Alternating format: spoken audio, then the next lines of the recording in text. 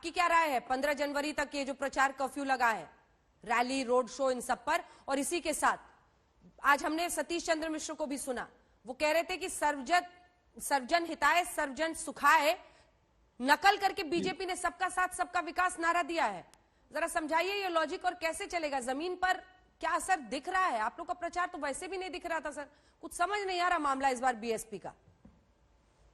अंजना जी, आप अब वही जो चुनाव आयोग कह रहा है वही काम हम बहुत पहले से कर रहे हैं।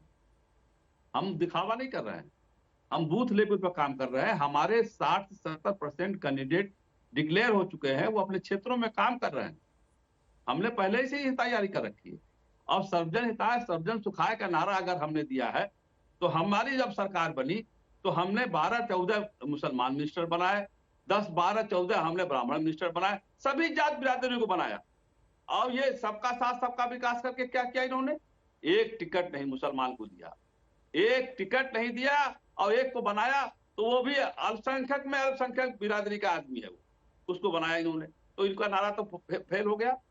दूसरी बात देखिए, अभी डिप्टी सीएम आपके बात कर रहे थे, इस पैनल में बैठा किसी आदमी ने ईवीएम का नाम नहीं लिया।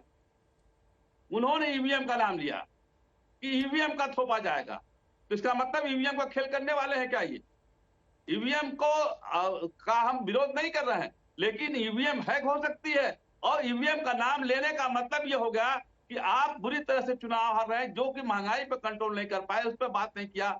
आपकी डिप्टी सीएम ने बात नहीं किया महंगाई पर, आपके डिप्टी सीएम ने बात नहीं किया कि गैस सिलेंडर का दाम कितना बढ़ रहा है, उसको कम करेंगे नहीं कम करेंगे। उन्होंने महिलाओं के अत्याचार पर बात नहीं किया, उन्होंने पेट्रोल डीजल पर बात नहीं किया, उन्होंने किसानों की बात नहीं किया, उन्होंने ईवीएम पर जरूर जोर दे के बात किया।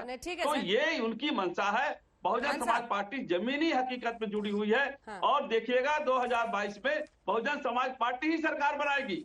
आप इनको कम आंकने की कोशिश मत करिए अंजना जी।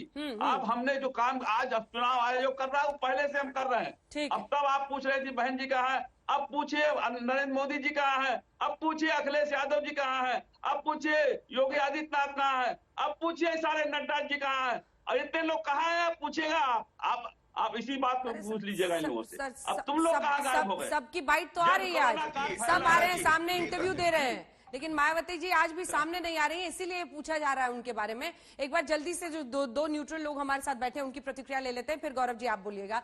जल्दी से आपके पास आते हुए संजय जी, जो अभी की परिस्थितियां हैं और ये हम जो 7 फेज में यहाँ पर वोटिंग देख रहे हैं, 10 को नतीजे आएंगे, रैली रोड शो का रोकथाम, डिजिटल पर क्या बीजेपी का दबदबा है, किसको आप एक एज के साथ देख रहे हैं? अगर हम उत्तर प्रदेश की बात करें, अगर आप राज्यवार तरीके से भी बोलना चाहें, क्या परिस्थिति आपको दिख रही है सर? देखिए अंजना जी, 5 राज्यों में से 4 राज्यों में बीजेपी अपनी सत्ता बचाने के लिए चुनाव लड़ रही है, और इन राज्यों में अगर देखें, आप यूपी की बात करें, बाइपोलर कंटेस्ट है, लेकिन फिर भी बीएसपी भी चुनावी मैदान में और कांग्रेस भी चुनावी मैदान में है। तो एंटी बीजेपी वोट का एक तरह से बंटवारा हो रहा है, और इसका फायदा बीजेपी को मुझे मिलता हुआ यूपी में दिखाई पड़ रहा है।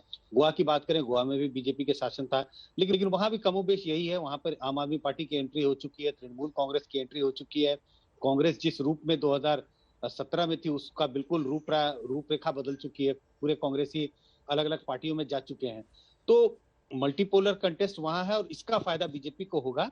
और वहां किस पार्टी की सरकार बनेगी, किस पार्टी को बहुमत पाएगा, इस पर तो प्रश्न चिन्ह लगा रहेगा, लेकिन वहां भी मुझे बीजेपी दूसरी पार्टियों से आगे दिखाई पड़ती है।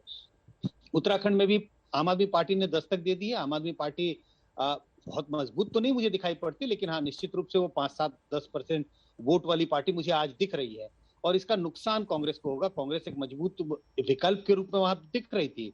जिस तरह से बीजेपी ने शासन चलाया, उसके हिसाब से कांग्रेस को वहां चुनाव जीत जाना चाहिए था, लेकिन आम आदमी पार्टी कांग्रेस को नुकसान पहुंचा रही है, और इस वजह से वहां भी एंटी बीजेपी वोट्स बट रहे हैं, और बीजेपी मुझे वहां भी आगे दिखाई पड़ती है।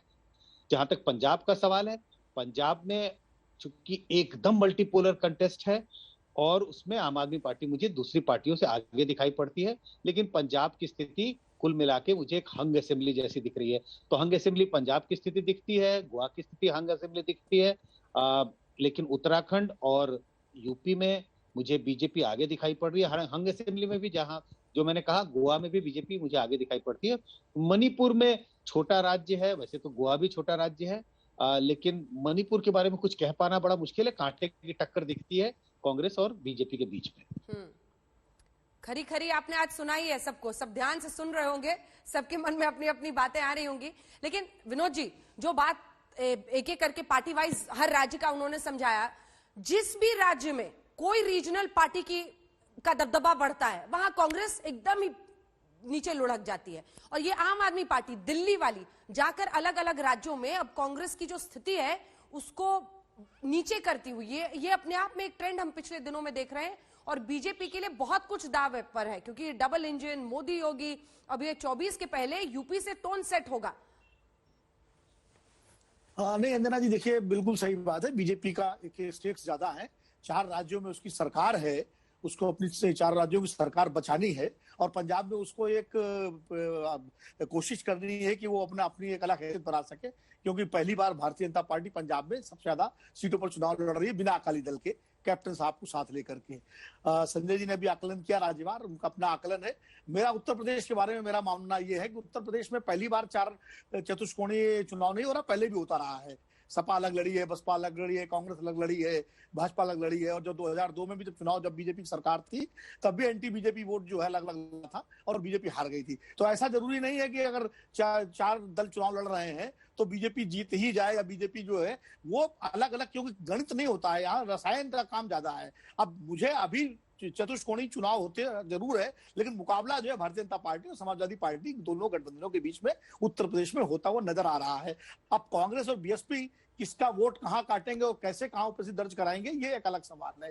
पंजाब की स्थिति बहुत ही मुझे कंफ्यूजिंग लग रही है, क्योंकि किसानों की भी एक पार्टी, आम आदमी पार्टी का जिक्र किया संजय जी ने, लेकिन किसानों की जो पार्टी बनी है, जो राजेवाल ने जो बनाई है, और चौधरी जो चुनाव लड़ रहे हैं, वो किसका वोट काटेंगे, किसका नहीं काटेंगे। और चन्नी साहब जो एक नए प्लेयर के रूप में उभर के आए हैं, चन्नी साहब को अंडर एस्टिमेट करना मुझे लगता है शायद भूल होगी हम लोगों की, क्योंकि दलित वोटों के साथ साथ उनका जो पॉलिटिकल मूव्स हैं वो आप देखिए, वो मुझे लगता है जितना उनको हम लोग शुरू में अंडर एस्टिमेट कर रहे थे, वो काफी कुछ जो है कांग्रेस को मुकाबले में ले आए हैं, जो कांग्रेस बिल्कुल एक लाइन का आप दोनों से एक मैं कमेंट चाहती हूँ अग्निहोत्री जी आपसे और संजय जी से, क्योंकि राकेश टिकैत जी भी हमारे साथ जुड़ गए हैं, वो भी सुन ही लेंगे शायद, उसके बाद से उनसे 2-3 सवाल जल्दी लेंगे।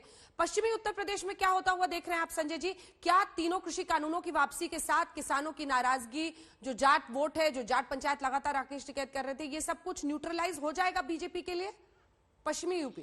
नहीं, बिल्कुल न्यूट्रलाइज नहीं होगा, लेकिन हाँ, जितना नुकसान बीजेपी को हो सकता था अगर ये कानून वापस नहीं लिए जाते, उससे नुकसान कम होगा। लेकिन अभी भी जाटों के बीच में गुस्सा है, और जाटों का वोट समाजवादी पार्टी और आरएलडी के पक्ष में जाने की पूरी उम्मीद है। अग्निहोत्री जी? हाँ, नहीं, मैं सहमत हूँ संजय जी के आकलन से कि अभी पूरी तरह से डैमेज कंट्रोल नहीं हुआ है। और उसका एक संकेत आप ये देख सकते हैं, प्रधानमंत्री नरेंद्र मोदी जी की जो रैली मेरठ पे हुई थी, उसमें ट्रैक्टर ट्रॉलियों की संख्या बहुत कम थी। और पश्चिमी उत्तर प्रदेश के ज्यादातर लोग जब आते हैं स्थानीय, तो बसों से नहीं, ट्रैक्टर ट्रॉलियों से आते हैं। ये एक पैमाना है। तो कुल मिला के अभी गुस्सा कम जरूर हुआ होगा, लेकिन बाकी जो राकेश टिकैत जी ज्यादा बताएंगे, लेकिन अभी आरएलडी और सपा का जो गठबंधन है वो एक मजबूत चुनौती के रूप में उभर सकता है भारतीय जनता पार्टी के सामने। लेकिन भाजपा को मैं अभी कमजोर इसलिए नहीं आंकता हूं कि पश्चिमी उत्तर प्रदेश में जो गैर जातियां हैं, जो किसान जातियां हैं, उनमें अभी भी भाजपा के लिए एक क्रेज वही बरकरार है।